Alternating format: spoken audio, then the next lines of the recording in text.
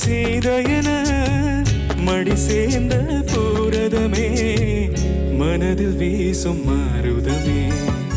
சொல்ல உனக்கு வார்த்தையில எனக்கு நான் தான் மயங்குறேன் என்னுடைய மனச தந்து விட்ட பிறகும் ஏமா